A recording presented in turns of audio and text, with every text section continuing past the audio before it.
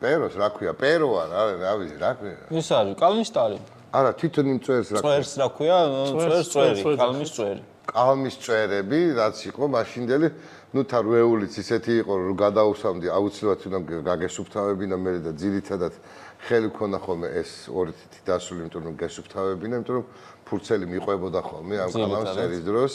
თუ გადაბმულად წერ და გადაბმას ჩარეჩობ იქ ხელის აუღებლად იქ ფორმები თუ არ მიეცი, მიმართულებები თუ არ მიეცი ამ კალამს, თუ არ გადააბრუნე, გადმოაბრუნე საით მიდის, როგორ მოდის, იქ თუ ერთი უკუღმა გავადი და წამოიღო ის მოაცალა და ნუ არის თელი პრობლემები იყო მაშინ და მე ამითი რომ დავწერე, ხო ხდები რა იქნებოდა, რა შედარება იყო.